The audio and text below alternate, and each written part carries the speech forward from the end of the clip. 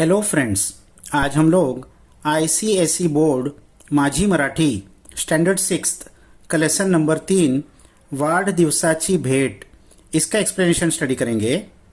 वाढदिवस यानी बर्थडे और भेट यानी प्रेजेंट, तो बर्थडे प्रेजेंट। तो चलो हम लोग रीड करते हैं। त्या दिवशी राजा कृष्णदेव राय याचा वाढदिवस होता, तो उस दिन राजा कृष्णदेव राय इनका बर्थडे था। सर्व राज्य फुलांनी सजवले गेले होते, तो पूरे राज्य को फूलों से सजाया गया था। वेगवेगळे मनोरंजनात्मक कार्यक्रम वेगवेगळ्या ठिकाणी चालू होते। अलग अलग एंटरटेनमेंट के प्रोग्राम अलग अलग जगह पर चालू थे। सेलिब्रेशन हो रहा था। राजाच्या वाढदिवसानिमित्त राजाने गरीब लोकांना कपडे व खाण्याच्या वस्तू भेट म्हणून दिल्या। तो राजाने अपने बर्थडे के मौके पर इस मौके पर गरीब लोगों को कपड़े और खाना ये भेंट दिया, सबको गरीबों को दिया। राजा ने दरबारातील सर्व लोकांना एक जंगी मेजवानी दिली और राजा ने अपने दरबार के सारे लोगों को जंगी मेजवानी, बहुत बड़ा रिसेप्शन, बहुत बड़ा दावत उनके लिए रखा। सर्व लोकांनी राजाला वाढदिवसानिमित्त द्याव्यास मोठमोठ्या महागड्या वस्तू आणल्या होत्या। तो सारे लोगों ने राजा को बर्थडे पर देने के लिए बड़े बड़े बहुत महंगी महंगी चीजें लाई थी। सर्वजन एकापेक्षा एक सरस भेंट राजाला देत होते, तो सारे जन एक से बढ़कर एक महंगे महंगे और अच्छे अच्छे गिफ्ट राजा को दे रहे थे।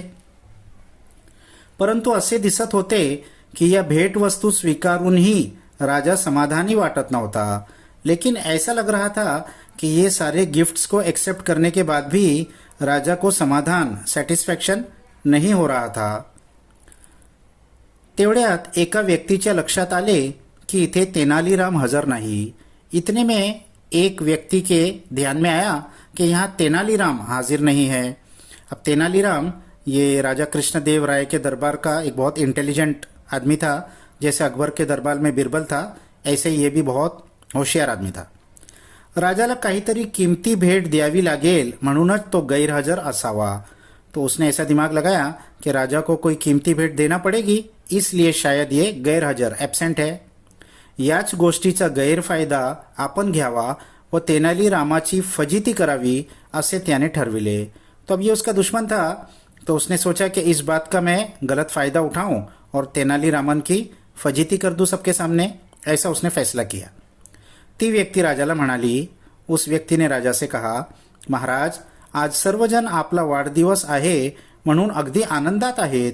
महाराज, आज तो सारे ही जन आपका बर्थडे है, इसलिए बहुत खुशी में है।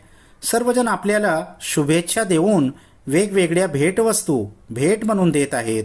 सारे ही लोग आपको शुभेच्छा यानी ग्रीटिंग्स दे रहे हैं और अलग अलग भेटवस्तू गिफ्ट आपको। परंतु तुमच्या लक्षात आले आहे का कि येथे तेनालीराम हजर नहीं।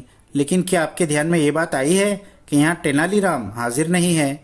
त्याला तुम्हाला शुभेच्छा द्याव्यात असेही वाटत नहीं, उसको आपको ग्रीटिंग्स देना है ये भी नहीं फील हो रहा है, यानी उसकी बुराई कर रहा है। त्याला तुमच्याबद्दल अजिबात प्रेम नाही, उसको आपके प्रति कोई प्रेम नहीं है। तसेच एखादी भेटवस्तू तुम्हाला द्यावी लागेल म्हणूनच तो आज गैरहजर असेल, और शायद आपको कोई कीमती तोहफा देना ना पड़ जाए, इसीलिए वो आज गैरहजर एब्सेंट है या आया नहीं है। राजाला त्या व्यक्तीच्या बोलण्याचा खूप राग आला। राजा को उस आदमी की ये बात सुनकर बहुत गुस्सा आया, राग गुस्सा। व त्यालाही वाटू लागले कि मुद्दामच तेनालीराम आपल्याला भेटायला आला नहीं, और उसको भी ऐसे लगने लगा कि शायद जानबूझकर तेनालीराम मुझसे मिलने नहीं आया। राजदरबारातील सर्व लोकांनी राजाला भेटवस्तू देऊन झाल्या। राजदरबार के सारे ही लोगों ने राजा को भेटवस्तू दे दिया। सर्वात शेवटी तेनालीराम दरबारात हाजिर झाला। सबसे लास्ट में तेनालीराम दरबार में हाजिर हुआ। तेनालीराम राजाच्या समोर उभा राहून म्हणाला। तेनालीराम राजा के सामने खड़े होकर उसने कहा, महाराज, आज तुमच्या वाढदिवसाच्या दिवशी माझ्याकडून तुम्हाला खूप शुभेच्छा। आज आपके बर्थडे के इस मौके पर मेरी तरफ से आपको बहुत बहुत ग्रीटिंग्स, मुबारकबाद। मला दरबारात याव्यास थोडासा उशीर झाला, याबद्दल क्षमा करा। मुझे दरबार में आने में थोड़ी सी देर हो गई, उशीर, लेट, इस बारे में मुझे क्षमा कीजिए, माफ कर दीजिए। परंतु मी तुमच्यासाठी एक भेटवस्तू आणण्यासाठीच गेलो होतो, लेकिन मैं आपके लिए एक भेटवस्तू गिफ्ट लाने के लिए ही गया था. आपल्यासाठी ही भेटवस्तू मी आणली आहे. आपके लिए ये गिफ्ट मैं, कृपया आपण हिचा स्वीकार करा. तो आप प्लीज इसको एक्सेप्ट कर लीजिए. पिशवीत गुंडाळलेली ती भेटवस्तू राजाने बाहेर काढली. तो थैली में लपेटी हुई उस भेटवस्तू को राजा ने बाहर निकाला. 3 रंगांची फुले असलेली ती फुलाची कुंडी होती. 3 कलर्स के फूल थे. ऐसी वो फूलों की एक कुंडी थी, गुलदस्ता था. त्यात लाल, गुलाबी, पिवळ्या रंगांची फुले होती. उसमें लाल, गुलाबी और पीले रंगों के फूल थे. ती तिन्ही फुले इतकी सुंदर होती की राजाला ती फारच आवडली.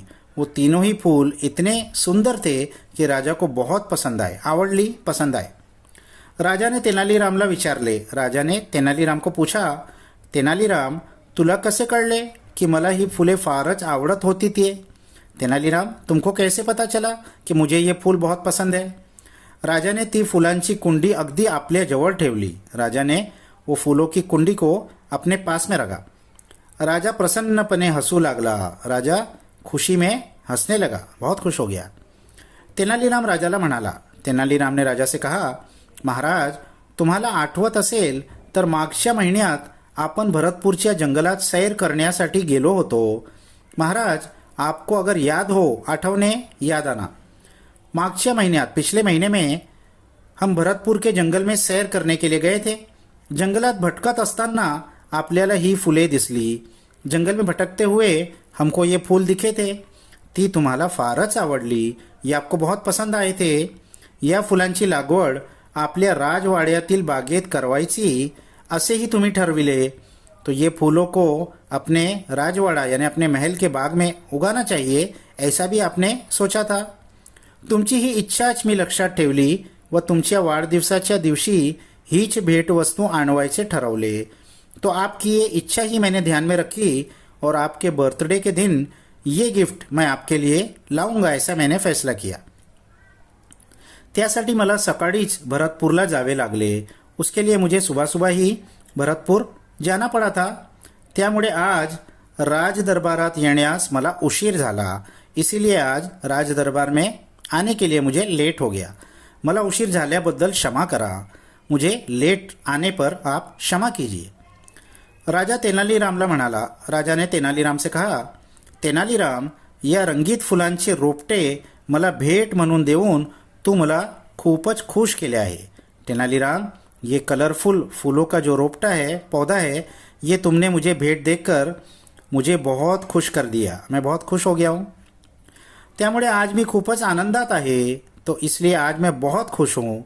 तू परत एकदा सिद्ध करून दाखविले आहेस की मनापासून दिलेल्या शुभेच्छाच खऱ्या आहेत. तुमने एक बार फिर ये साबित कर दिया है कि मन से दिया हुआ चीज़ ही सच्ची होती है. नुसत्याच महागड्या भेटवस्तूंचा त्याच्या पुढे काहीच उपयोग नाही. सिर्फ महंगे गिफ्ट्स का उसके पीछे कोई फ़ायदा नहीं. यानी दिल से दिया हुआ गिफ्ट ही बड़ा होता है, चाहे वो महंगा हो या सस्ता हो. मी आताच माळ्याला या रोपट्याचे आपल्या बागेत रुजवायचे काम सांगतो. मैं अभी माली को बुलाकर, गार्डनर को बुलाकर इस रोपटे, इस पौधे का बाग में रुजवणे, उसको उगाने के लिए कहता हूँ.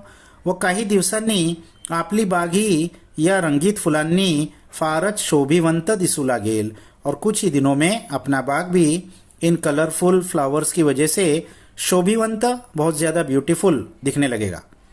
तेनालीराम, तुझ्या अमूल्य भेटवस्तूबद्दल मी तुझा आभारी आहे. तेनालीराम, तुमने ये जो अमूल्य यानी कीमती भेटवस्तू गिफ्ट मुझे दिया है, इसके लिए मैं बहुत ज़्यादा आभारी हूँ.